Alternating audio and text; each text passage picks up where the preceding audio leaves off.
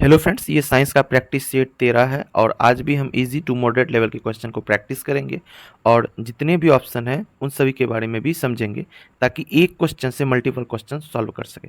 तो वीडियो को स्टार्ट करने से पहले जो भी फर्स्ट टाइम चैनल पे विजिट किए हो, चैनल को सब्सक्राइब कर लेना ताकि वीडियो का नोटिफिकेशन आपको मिल सके। तो फर्स्ट क्वेश्चन है कि फ्यूज तार किस पदार्थ से निर्मित होती है। ऑप्शन है तांबा, टंगस्टन, एल्यूमिनियम, कोई नहीं या एक से अधिक। तो इस क्वेश्चन का राइट आंसर हो जाएगा तांबा, क्योंकि जो फ्यूज तार है उसके लिए क्या कैरेक्टर होना चाहिए, उसका जो गलनांक होता है वो कम होना चाहिए, पहली बात। ठीक है, तो जो अगर तांबा होता है उसका जो गलनांक होता है टंगस्टन की अपेक्षा, एल्यूमिनियम की अपेक्षा कम होती है, इसी वजह से तांबा का यूज करते हैं। गलनांक क्यों कम होना चाहिए? अगर कोई शॉर्ट सर्किट घर के किसी भी पार्ट में लगे तो फ्यूज फट से गल जाए। अगर आप उच्च गलनांक वाले पदार्थ का अगर यूज़ करेंगे फ्यूज में, तो आपके घर का टीवी फ्रिज सब उड़ जाएगा, फ्यूज वैसा का वैसा रह जाएगा। तो वैसे फ्यूज के लिए वायर का यूज नहीं किया जाता है, बल्कि वैसे पदार्थ का यूज किया जाता है जिसका गलना कम हो। तो तांबा बेस्ट होता है, ठीक है, तांबा का यूज करते हैं। हाँ, टंगस्टन का किस में यूज करते हैं? तो फिलामेंट बनाने में, इसका सिंबल होता है डब्लू, इसका यूज करते हैं हम लोग फिलामेंट बनाने में। ठीक है, जो 100 वाट का बल्ब आता है, 150 200 वाट का बल्ब, उसमें जो फिलामेंट होती थी इस प्रकार स्प्रिंग टाइप की, वो फिलामेंट बनाने में टंगस्टन धातु का यूज करते हैं, क्योंकि उसमें जो होते हैं टंगस्टन का गलनांक जो होते हैं वो उच्च होते हैं। ठीक है, चलते हैं अगले प्रश्न की ओर। अगला प्रश्न है, एक आदर्श वोल्ट मीटर का प्रतिरोध होता है। ठीक है, ऑप्शन दे रखा है अनंत होता है, शून्य होता है, 5000 ओम होता है, कोई नहीं या एक से अधिक। तो इस क्वेश्चन का राइट आंसर हो जाएगा आपका अनंत होता है। ठीक है, एक आदर्श वोल्ट मीटर का प्रतिरोध कितना होता है? अनंत होता है। ठीक है, प्रतिरोध को आर से डिनोट करते हैं। ठीक, चलते हैं अगले प्रश्न की ओर। अगला प्रश्न है, संयोजक तार बनाने के लिए सर्वाधिक उत्तम है। ऑप्शन दे रखा है तांबा, टंगस्टन, मैग्नीज, कोई नहीं या एक से अधिक। तो संयोजक तार बनाने के लिए सर्वाधिक उत्तम कौन है? तो राइट आंसर हो जाएगा तांबा। ठीक है, क्योंकि तांबा ऐसी धातु है जिसकी इलास्टिसिटी बेस्ट होती है। ठीक है, कोई भी तार बनाने के लिए जो होती है सबसे बेस्ट, सबसे पहले गोल्ड होता है। ठीक है, दूसरा नंबर पे कॉपर होता है। ठीक है, तो गोल्ड तो महंगा आता है, लेकिन तो इसीलिए सबसे अधिक कॉपर का वायर का यूज किया जाता है। ठीक है, टंगस्टन नहीं, टंगस्टन का गलनांक उच्च होता है, इसी वजह से उसका यूज नहीं करते बल्कि तांबा का यूज करते हैं।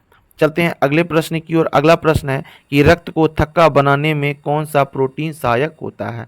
ऑप्शन दे रखा है फाइब्रिन, हेपरिन, मायोफिब्रिल, कोई नहीं या एक से अधिक। काफ़ी अच्छा क्वेश्चन है ये कि रक्त का जो थक्का है उसको बनाने में कौन सा प्रोटीन हेल्प करता है। तो ये तीनों प्रोटीन ही दे रखे हैं, तो एक आंसर राइट होगा। तो इस क्वेश्चन का राइट आंसर हो जाएगा फाइब्रिन। जो फाइब्रिन नाम के प्रोटीन होते हैं ये रक्त का थक्का बनाने में मदद करते हैं। रक्त का थक्का बनाने जैसे जैसे आपका ये बॉडी पार्ट का कहीं भी अगर कट हो गया तो वहाँ पे जो होते हैं ये फाइब्रिन जाके ब्लड को क्लोट करते हैं और वहाँ पे थक्का बना देते हैं। इस वजह से क्या होता है कि ब्लड बाहर नहीं निकल पाता।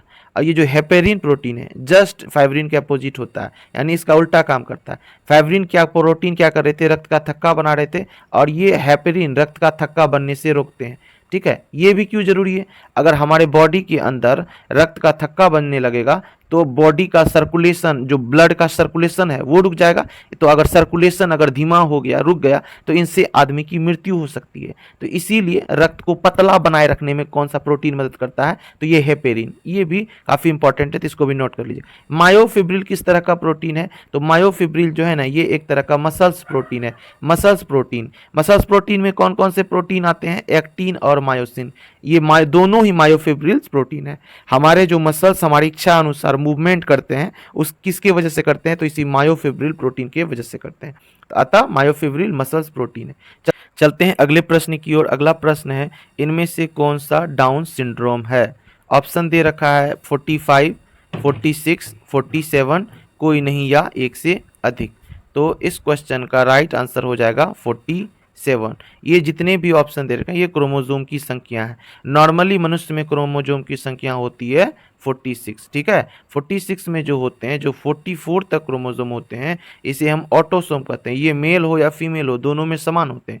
उसके अलावा जो 2 क्रोमोसोम होते हैं, जिसे कि सेक्स क्रोमोसोम कहते हैं, वो मेल में अलग और फीमेल में अलग होती है। मेल में होते हैं एक्स और वाई क्रोमोसोम और फीमेल में होती है एक्स और एक्स क्रोमोसोम, ठीक है। और जो ये डाउन सिंड्रोम होते हैं, डाउन सिंड्रोम में क्या होते हैं, जो क्रोमोसोम होते हैं इधर ऑटोसोम वाले, इसमें 21वां जो जोड़ा होता है उसमें एक संख्या में वृद्धि हो जाती है, ठीक है। एक संख्या में वृद्धि होने की वजह से नॉर्मली 46 क्रोमोसोम होते हैं और बढ़ के वो हो जाते हैं 47 क्रोमोसोम हो जाते हैं, ठीक है। और ये 45 किस में होते हैं, ये होते हैं टर्नर सिंड्रोम में, ठीक है। इसका एक चार्ट यहाँ पे मैं रख देता हूँ। देखिए यहाँ पे दे रखा है, जो 45 प्लस एक्स और एक क्रोमोसोम अगर गायब हो जाए, 0 का मतलब एक क्रोमोसोम गायब हो जाए, तो इस तरह के डिजीज को हम लोग क्या कहते हैं, इस तरह के मतलब सिंड्रोम को टर्नर सिंड्रोम कहते हैं, ठीक है। और 44 और प्लस एक्स एक्स और एक एक्स्ट्रा आ जाए, यानी एक्स एक्स वाई हो जाए, इसमें भी 47 हो रही है। डाउन सिंड्रोम में भी 47 हो रही है, वो एक ऑटोसोम में प्रॉब्लम की वजह से, ठीक है। डाउन सिंड्रोम और क्लाइनफिल्टर सिंड्रोम में क्या अंतर होते हैं, डाउन सिंड्रोम में जो है ऑटोसोम में गड़बड़ी हो रही थी और क्लाइनफिल्टर सिंड्रोम में सेक्स क्रोमोसोम में गड़बड़ी हो रही है, तो एक्स एक्स वाई हो जाते हैं, ठीक है। इसमें क्या होते हैं, पुरुष में जो है स्त्री वाला लक्षण आ जाते हैं, स्त्री में जो चेस्ट है वो फीमेल की तरह हो जाते हैं, ठीक है। बाकी चलते हैं अगले प्रश्न की ओर। अगला प्रश्न है कि कार की बैटरी, ठीक है, स्पेलिंग मिस्टेक हो गया है, कार की बैटरी में प्रयुक्त अपघट्य होता है। कार की बैटरी में कौन सा अम्ल यूज होता है, आश्विक अम्ल, सल्फ्यूरिक अम्ल, हाइड्रोक्लोरिक अम्ल या नाइट्रिक अम्ल। तो इस क्वेश्चन का राइट आंसर हो जाएगा सल्फ्यूरिक अम्ल, यानी H2SO4 का यूज होता है बैटरी में, कार की बैटरी में। हाइड्रोक्लोरिक अम्ल जो होते हैं बेसिकली हमारे स्टोमक में भी ये पाए जाते हैं, काफ़ी स्ट्रॉन्ग एसिड है। नाइट्रिक एसिड जो होते हैं HNO3 होते हैं। हाँ, अगर ये दोनों अम्ल मिल जाते हैं तो ये दोनों अम्ल मिलकर बनाते हैं एक्वा रेजिया, और ये एक्वा रेजिया काफ़ी स्ट्रॉन्ग होते हैं, तो इसमें ये सोना भी गलने लग जाता है, जबकि नॉर्मली सोना किसी भी अम्ल के साथ रिएक्ट नहीं करते। लेकिन अगर एक्वा रेजिया हो, अगर HCl और HNO3 मिल जाए तो उससे कहते हैं एक्वा रेजिया, और एक्वा रेजिया में सोने भी गलने लग जाते हैं। तो उसमें HCl की 3 मात्रा, रेशियो बता रहा हूँ, HCl की 3 मात्रा और HNO3 की 1 मात्रा 3:1 के फॉर्म में रहता है एक्वा रेजिया, यानी HCl के 3 अणु और HNO3 के 1 अणु मिलकर बनाते हैं एक्वा रेजिया। आश्विक अम्ल क्या है, जब किसी अम्ल को गर्म करके फिर ठंडा किया जाता है तो उसे आश्विक अम्ल कहते हैं। चलते हैं अगले प्रश्न की ओर। अगला प्रश्न है कि कौन सा अंग पीलिया को प्रभावित करता है, यानी पीलिया में प्रभावित होता है, यहाँ कट करके होगा पीलिया में प्रभावित होता है। ऑप्शन दे रखा है आपका लीवर, किडनी, लंग्स, कोई नहीं या एक से अधिक। तो आपको पता ही होगा कि पीलिया में जो होते हैं लीवर जो होते हैं उसकी वजह से प्रभावित होते हैं, ठीक है। और जब पीलिया होता है इसमें क्या होते हैं, पूरा जो मनुष्य का बॉडी होता है वो पीला पड़ जाता है, ठीक है। और ये किस वायरस के कारण होते हैं, ये हेपेटाइटिस ए वायरस के कारण होते हैं। हेपेटाइटिस ए वायरस के कारण जो पीलिया नामक रोग होती हैं, ठीक है। चलते हैं अगले प्रश्न की ओर। अगला प्रश्न है निम्नलिखित में किसकी भेदन क्षमता सबसे अधिक होती है। ऑप्शन है अल्फा किरण, बीटा किरण, गामा किरण, कोई नहीं या एक से अधिक, ठीक है। तो इस क्वेश्चन का राइट आंसर हो जाएगा गामा किरण।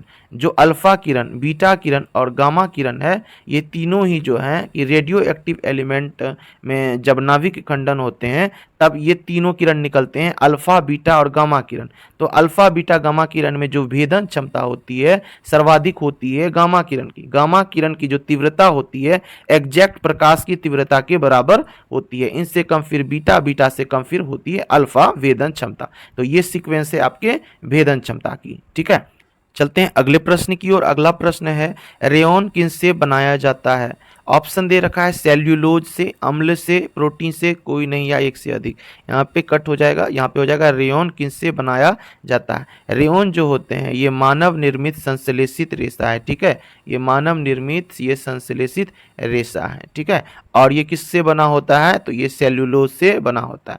सेल्यूलोज एक पॉलीसेकेराइड होते हैं और इसी से बनते हैं रेयॉन, ठीक है। चलते हैं अगले प्रश्न की ओर। अगला प्रश्न है कौन सा ऊतक पौधे में सिंथेसिस भोजन का परिवहन करता है। सिंथेसिस मतलब संश्लेषित भोजन, जो कि भोजन बन जाता है उसी को ही कहते हैं सिंथेसिस भोजन, ठीक है, क्योंकि पौधा जो होते हैं फोटोसिंथेसिस करते हैं और सिंथेसिस के फलस्वरूप भोजन बनता है। कहाँ बनते हैं? तो लीफ में। ठीक है, लीफ को ही प्लांट का किचन कहा जाता है। और जब वो बन जाता है तो किस ऊतक के द्वारा उसका परिवहन होता है?